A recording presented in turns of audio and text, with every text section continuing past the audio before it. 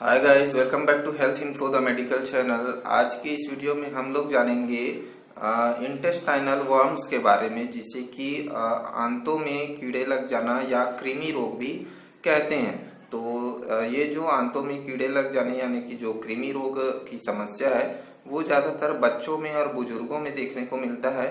और इनके होने पर ये जो कीड़े हो जाते हैं, उसके बाद कोई ज्यादातर लक्षण देखने को नहीं मिलता।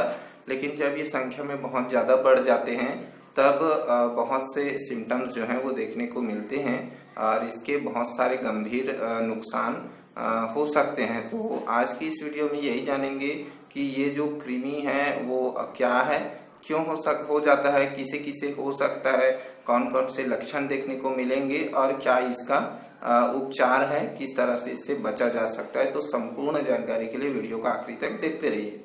सबसे पहले तो यह जान लेते हैं कि ये जो पेट के कीड़े हैं वे क्या हैं। तो इसे इंटेस्टाइनल वर्म्स भी कहते हैं, कृमि भी कहते हैं। ये जो है पैरासाइट्स होते हैं। पैरासाइट्स यानी कि परजीवी, जो कि किसी अन्य जीव के शरीर के अंदर या बाहर रहकर उस जीव से अपना पोषण प्राप्त करता है और उसके बॉडी में ही अपना लाइफ साइकिल कंप्लीट करता है।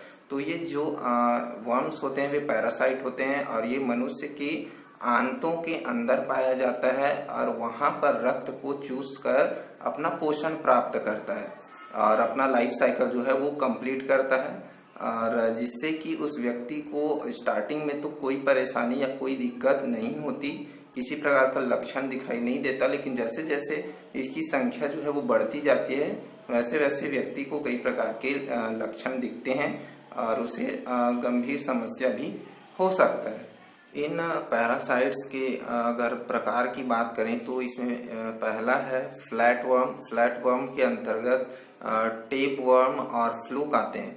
ये जो टेप वर्म्स होते हैं वे सफेद रंग के होते हैं और कई मीटर तक लंबे होते हैं और मनुष्य की आंतों में पाए जाते हैं।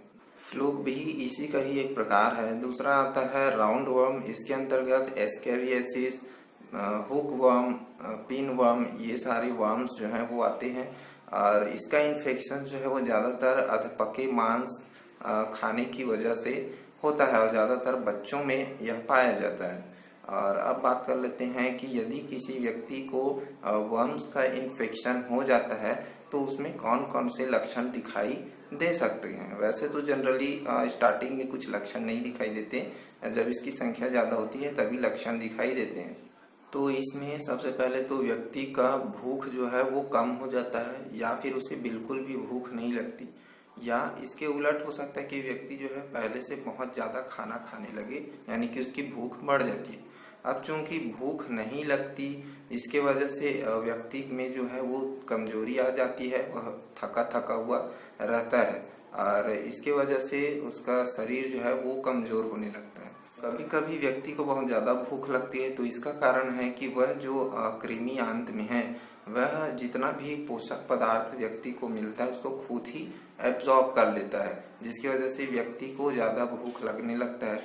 चूंकि ये जो पैरासाइट्स होते हैं वे आंतों में पाए जाते हैं, जिसकी वजह से व्यक्ति को पेट दर्द हो सकता है, पेट में ऐंठन या मरोड़े हो सकती है और ये जो है आंतों को कुरेद कर वहां से ब्लड को सक करता है, चूसता है। इसकी वजह से व्यक्ति में खून की कमी यानी कि एनीमिया भी हो जाता है। इसके अलावा व्यक्ति को उल्टी जैसा अनुभव हो सकता है, वहीं उल्टी भी हो जाती है और कभी कभी व्यक्ति जो है वो डायरिया का शिकार हो जाता है, उसे लूज मोशन आने लगती हैं। और जो टेप वर्म्स होते हैं उसका अलग लक्षण दिखाई देता है। इसमें व्यक्ति का जो पेट है वो फूल जाता है, उसे चक्कर आने लगती है, बुखार भी लग सकता है। और जो पिन वर्म्स होते हैं, जनरली जब बच्चे सोए रहते हैं नाइट के समय में, उनका जो मल द्वार होता है वहां पर ये पाए जाते हैं और इसकी वजह से बच्चा जो है या व्यक्ति जो है अपने बार बार अपने हाथ को एनस की ओर ले जाता है खुजाने के लिए। तेज खुजली व्यक्ति को चलती है। जब वर्म्स जो है वह संख्या में बढ़ते हैं तब व्यक्ति के फेस पर, ज़्यादातर बच्चों के फेस पर सफ़ेद सफ़ेद धब्बे देखने को मिलते हैं। और जितने भी लक्षण मैंने बताए वो शो हो सकता है। और इसके अलावा हो सकता है कि कुछ जांचें भी आपके डॉक्टर जो हैं वो करने की सलाह दें। तो इसमें कोलोनोस्कोपी की जा सकती है, कुछ स्टूल टेस्ट और ब्लड टेस्ट भी किए जा सकते हैं यह कंफर्मेशन के लिए कि कौन सा वर्म का इन्फेक्शन है और वर्म का इन्फेक्शन है भी या नहीं। अब बात कर लेते हैं कि किसी व्यक्ति को यदि वर्म्स का इन्फेक्शन हो गया तो उसका कारण क्या हो सकता है, कौन कौन से ऐसे कारण हैं जिसकी वजह से ये इन्फेक्शन हो जाता है।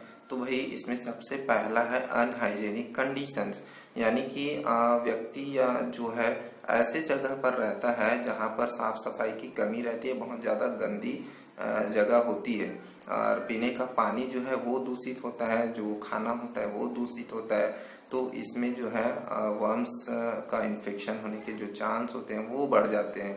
दूसरा चीज होता है कि बच्चे जो हैं या बड़े जो हैं वो खुले में शौच के लिए जाते हैं और उनमें यदि इसका इन्फेक्शन है और उसके बाद जो है कोई बच्चा उसी जगह पर जाता है जहाँ पर किसी व्यक्ति ने, संक्रमित व्यक्ति ने शौच किया है, तो उसके जो कृमि के जो लार्वा होते हैं वे व्यक्ति के जो नाखूनों में, पंजे में, है ना, पैर में आ जाते हैं और इसी के साथ ये खाने के थ्रू जो है वो पेट में चले जाते हैं। इसके साथ ही जो छोटे बच्चे होते हैं उनके नाखून यदि प्रॉपर कटे हुए नहीं रहते तो शौच से आने के बाद साबुन से हाथ भी नहीं धोते तो उसमें जो है कृमि के लार्वा रह जाते हैं और खाने के थ्रू पेट में चले जाते हैं। इसका एक और मेन कारण है, जो लोग अधपके हुए मांस का सेवन करते हैं, सुअर का मांस, भेड़ बकरी का या मछली, चिकन वगैरह, तो उनके द्वारा भी ये पैरासाइट्स जो हैं वो मनुष्य के बॉडी में एंटर हो जाता है। जनरली जो छोटे बच्चे होते हैं जिनकी उम्र 6 महीने से ज़्यादा होती है उनमें ये इन्फेक्शंस के होने के चांस जो हैं वो ज़्यादा होते हैं। और छोटे बच्चों के अलावा जो बड़े बुजुर्ग होते हैं उसमें यह समस्या देखने को मिलती है। कभी कभी किशोरों या वयस्कों में भी यह समस्या हो जाती है। इन वर्म्स के जो लार्वा होते हैं वो एक बार जब हमारे बॉडी में एंटर कर जाता है तब आंतों में पहुंचकर अपनी जो पूरी लाइफ साइकिल है वो कंप्लीट करता है और हमसे ही अपना पूरा पोषक तत्व जो है प्राप्त करता है। स्टार्टिंग में ज्यादा लक्षण तो दिखाई नहीं देते हैं, जब इनकी संख्या बढ़ती है तभी लक्षण शो होता है और बहुत ज्यादा संख्या में यदि ये बढ़ जाए तो ये जो है आंतों से निकलकर फेफड़ों में जा सकता है, जिससे फेफड़ों में कई प्रकार की समस्या हो सकती है। अस्थमा हो सकता है, निमोनिया हो सकती है, सांस लेने में दिक्कत आ सकती है। तो बहुत गंभीर साइड इफेक्ट्स, बहुत गंभीर इसके इफेक्ट्स देखने को मिलते हैं और यदि ब्रेन तक पहुंच जाए तो फिर व्यक्ति का बचना भी मुश्किल हो सकता है, लाइफ थ्रेटनिंग कंडीशन हो सकती है। तो इतने गंभीर इसके इफेक्ट्स जो हैं वो देखने को मिलते हैं। तो इससे बचाव के लिए सरकार जो है मितानिनों के द्वारा एल्बेंडाजोल की टैबलेट्स जो हैं वो वितरित की जाती है, खिलाई जाती है।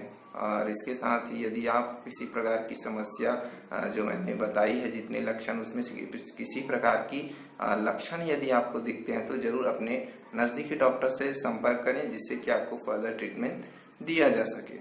और इसके अलावा बात करेंगे कि यदि घर में इसका कुछ उपाय किया जाए तो वो क्या हो सकता है। तो इसमें आप जो है लहसुन की 2-3 कलियां जो है वो सुबह के समय खा सकते हैं, एंटी एलमेंथिक प्रॉपर्टी रखता है। इसके अलावा आप पपीता का भी सेवन कर सकते हैं। ये जो वर्म्स होते हैं उसको मारने का कार्य करता है और इंटेस्टाइन से बाहर निकालने का कार्य करता है। उम्मीद करता हूँ कि यह वीडियो आप लोगों को समझ में आ गया होगा। समझ में आया हो तो लाइक, शेयर एंड सब्सक्राइब। मिलते हैं नेक्स्ट वीडियो में। Thank you for watching this video.